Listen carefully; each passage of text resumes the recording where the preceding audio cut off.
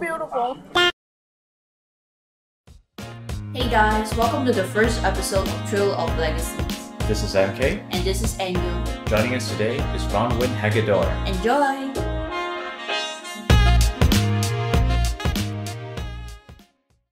Every day I wear like different hats. So like coaching hat, like business coach, life coach, that kind of coach. And I'll be certified end of the year. Then drum circle facilitation, it's another hat. Project V, just like community stuff here and there, just another hat. Probably should explain to the viewers what is a drum circle. Okay, so basically a drum circle, visually, right, is a circle of people on chairs and they're all playing drums. Not the drum kit drums, but hand drums, so like percussion, tambourines, djembes, and basically our goal as drum circle facilitators is to bring up your potential in a drum circle. Because a lot of people who come in think like they can't play drums or they have never touched a drum before and they think, no lah, I don't want to touch it lah, it's okay. But once you get into a drum circle and everyone's playing, you realize even if you're just doing this, you're part of the music and you're part of something bigger, you know, and that brings out like this sense of joy and this sense of like accomplishment in a lot of people and connection and community. That's why it's sort of lumped under the umbrella of music therapy. It not exactly. So music therapy is very technical. You know, there's a certain training you have to undergo, and there's like the technicalities to it. But with drum circles, it's not music therapy, but it's therapeutic. So if you're drumming with a whole bunch of people, you can't not smile. Yeah, that's very... You can't not smile. And if the facilitator goes in and does something really cool, you can't not smile. And you can't not feel like, whoa man, this is really cool. Yeah. So like back in the days, our Sifu, Arthur Hall, he's like the main man when it comes to modern day drum circle facilitation. Before this, there were only two types of circles. One, you have the hippie drum circles. You know, like people, and then they just bang the drum and then they crash, burn and die. And then you're like, whoa man, that was so cool. Like, whoa, wow. I was like, yeah, let's do that again. Let's start again, right? Yeah, right. And then on the other hand, you had the culturally specific circles. Mostly in Africa, you need to know how to play the rhythm to be part of that drum circle. You don't know how to play it, yeah, then you just don't be part of it, right? There's certain parts like, you know, and the very fast hand movements and super pro lah, right? So our Sifu was part of both of these communities, yeah, in the States. And he said there has to be something in between where anybody can join, like the hippie circles, but everyone's playing together and it doesn't crash, burn and die like the culturally specific. So he came up with the whole idea of facilitation. What our job is to do is to bring you guys from point A to point B, meaning that you start as, I don't know how to play the drums, I'm not part of anything, I'm so focused on just me not knowing what I'm doing or what I'm doing, to bringing out to, hey, look at us, we're playing as a group, I'm part of the music. Okay, drum circles can be branched out into many different areas, like corporate team building in hospitals, for hospice patients, people who are like dying, you know, people do it in prisons. People do it for kids, adults. We also work with the Parkinson's Disease Association in Malaysia. And the funny thing is, like, they shake, right? But when they start to drum, the shaking goes away. And then you say 1, 2, 3, 4, stop. Then they shake again. Then 1, 2, let's all play. They're back. It's like Parkinson's disappears. One thing is, studies have shown, is that drum circles or drumming with people kills cancer cells. Interesting.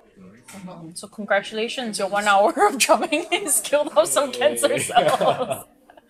The drum circle that you guys were at was graduation ceremony for the 3-day program that I was training. It's quite an honor. Like, it only took 14 years. So the other thing that I do is Project V. It's probably one of my biggest things, community tourism in rural Sarawak. After SPM, I want to take a break, do a gap year, you know, that masala thing lah, right? I'm going to take a gap year, find myself. But I ended up working and I was doing an internship that also had a project in Barrio in rural Sarawak. They had a project there. I was part of that project. When that project ended, they had one component left that they didn't do, which was the ecotourism. So I took over with Project B. And so we've been at it for 8 years. Wow. That's great. You started very young, right? Were you like very Yeah, I sure? started at 19. Yeah. Did you have some kind of vision very early on? No, just like went with it. Wow. So it's like a cultural exchange, but with a mission. So we went out with them one by one, paired them up. So then they're doing their farm work, they're learning the language, and the students are learning about farm life and also fulfilling the mission, and also learning a new language too. That was the narrative that we put out. It cannot be a one-way thing. We operate social enterprise model. When you go through one of our programs, whatever income that's generated goes right back into developing another kampong. I have like an adopted family there. They adopted me. So now even when I arrive there, they also say, "Oh, welcome home." It's really nice. I know, I'm just like, "Oh yeah, I'm home." It's so good to be home. The whole idea of facilitation is to work yourself out of a job. Is that Work yourself out of it. yeah, work yourself out of a job. So like you come to a point where people don't need you, and you can still operate, and that is a success. And same thing with Project B. We were very, very hands-on in the first few years, and now they don't need us anymore. If we left, they're just like, okay, yeah, we know exactly what to do, and they can take their own tourists, they can do their own things, and that's success. We cannot like handhold people for the rest of their lives, right? And facilitation is not just drum circle facilitation, it's just like life facilitation. For Arthur Hall, his statement is facilitating human potential. So that's the deeper philosophy. Yeah, that's the deeper philosophy. So like a lot of the principles and metaphors in drum circle facilitation are actually can directly be applied into life. So in that sense, my life purpose is just bringing people together. Like that clicked with me last year, and I just thought, wow, that just makes so much sense to everything that I'm doing. And as someone who has been accused of being half Malaysian for a long time, even more so, like this is it's like fire, turn up the fire, the gas, because I feel like sometimes I need to prove my Malaysianness just because I have that outside blood. But, I'm born here, I'm raised here, I speak Malay, I speak Rempit Malay also, I work in Sarawak. How much more do I have to prove that I am Malaysian? And so everything that I do, I feel like embodies that and the bigger picture of nation building. Don't do that. Wait a second. So what's the sequel of Tyrannosaurus? Wow, somebody really stopped me. I love dinosaurs. Like they say like, oh, dinosaurs are for kids. Then I'll just say I'm one of those kids that never grew up. But who said that dinosaurs are only for kids? Not a dinosaur for kids. They can be so. Dinosaurs are the coolest things ever. See, look, I even have one here. This is Jerome. I guess if you ask about free time and hobbies, this would definitely be one of them. You see, with everything that I'm doing, the community work and like the this and the giving and the right? It's always good to just have something that's completely separate that I can just unwind with. Because sometimes even drumming, as much as it helps to unwind, I'm still like wired like, oh yeah, this is kind of work. I think every Malaysian should champion a social cause. A majority of Malaysians are keyboard, like, oh, talk, right? And we see that a lot when we go on social media. There's a lot of complaints, blame gaming, you are not doing this, you're not doing that. Virtue signaling. But if we really want to see change, we have to be the change. And I think our generation is going to play a very important role in that. If you're passionate about human rights, women's rights, whatever that may be. If you have the means to volunteer, volunteer.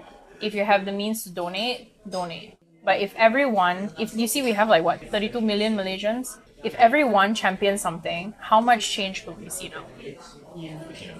At the very least on the social level, and very well go up to the political level as well. Yeah, you And know, then they come- grassroots is so important, you know, because like now if you see like championing social causes, you only can name like a few people. And us as the ones who are on ground doing the grassroots things, we can't do everything. Or even if you just share a Facebook post or one ringgit a month, just something, you know, to some cause, things are just going to be so much better in this country. If we all just like come out of this like katak di bawah tempurung, like, oh yeah, no, that person should do it, it's not my business. You know, that's a very unfortunate Malaysian attitude. So I'm very passionate about that, which is everyone should do something for their country. And everyone should also travel in their country. A lot of Malaysians, holiday, out. We have so much other stuff. You know, you want to look at Sabah and Sarawak, like rich culture that's there. You know, here, you know, with like just and people are just like, oh yeah, I don't know anything about Malaysia. I can't do a Malaysian dance. I can't sing a Malaysian song. You know, have you traveled around what's the best thing to travel in your country? Oh, I don't know. I never traveled my country.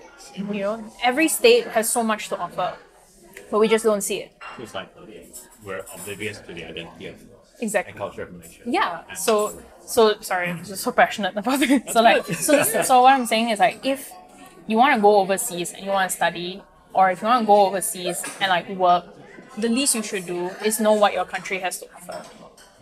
And you see, the thing is like, people go overseas and they say, oh, people don't know anything about Malaysia, you know, oh, like these white people, you know, you think we don't speak English, oh yeah, we were colonized by the British for so long, oh, you know, angry. If we take away that complaining and start educating people on the spot, like, hey, you know, Malaysia has this, you know, or instead of they say, oh wow, you speak such great English, instead of going, oh thank you, and then go off like that and say, oh yeah, this Mat Saleh person say I speak good English, wow, so angry, you know, white people don't know anything. Tell them straight to their face, oh yeah, you know why? Because we were colonized by the British. Or you want to say, yeah, we all had to learn to speak English in school. You know, tell them straight up, educate. Don't complain. And the complaining is what gets us nowhere, which leads back to the social cost thing as well. You complain, nothing's gonna change. And that's all we're going to do. Yes, I'm guilty of that too, and I'm trying to like complain less. Yeah. And I'm trying to advocate that if anything you can take back is we need to do something for our country, and we need to be the change that we want to see, especially for our generation. So I guess the second one and the first one kind of ties to why you do Project Blue. So you're promoting like the domestic tourism. Domestic tourism, bridging the gap between number one, East and West Malaysia, because there's always that like, oh, West Malaysians, they don't know anything about Sabah Sarawak. Oh yeah, the narrative for that is so old. We can always flip it back. A lot of East Malaysians don't know anything about West Malaysia. You know, what's the capital of Perlis? I have no idea. See, I also forgot what the capital of Perlis is. Sabah, and people are just like, oh, I don't know, Kuching. And then, you know, like people say, oh yeah, Kuching, you know, like, oh, what's the biggest flower that you can find in like Sarawak? Oh, I don't know, you know, Bunga Raya. So it's time to like erase that narrative. Why can't we just say we're Malaysian and admit that we have a lot to learn about each other? Why is it so hard to do that? And it has to start with us. Let's meet together. Let's talk. Let's find the differences. Let's find our similarities. And then that's when you can really have that Malaysian experience. Remember, travel your country. Do something for your country. Don't be a And stop blaming other people for everything. Yeah, stop blaming other people for everything. complaining. Yeah, exactly. Sorry. We can do better as a country.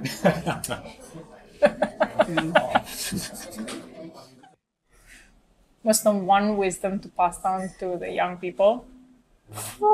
A few moments later. Believe in your potential. And there's always going to be somebody who will champion you and who will believe in you. But I think the important thing first is to believe in yourself. And it's so cliche to say it, but it just makes all the difference. And then that's when you will really see the change. If you believe that you can do it and you know that it will benefit you and your community and whatever it is you set out to do. And if you fail, like, then at least as I say, young people can, you make mistakes when you're young. And more so to believe in yourself so that you can keep making mistakes. Because Arthur Hall always says, there are no mistakes, just learning moments. So if you make a mistake and you learn something from it, that is not a mistake. I'm just gonna believe in yourself. Yeah, believe in yourself. You can do it. Even though I'm not quite believing myself. Ganbatte! 加油! It really does make a difference. It does. Call it cliche for all you want, but it works. Yeah, exactly. What he said. And don't eat so much sugar. If you're disagreeing, you're probably part of the problem. So be sweet on the inside as well. That's when you'll see the change. Okay, I think we can officially end it here. Thank you so Perfect. much. Thank you so much. Yay! Thank you. Terima kasih.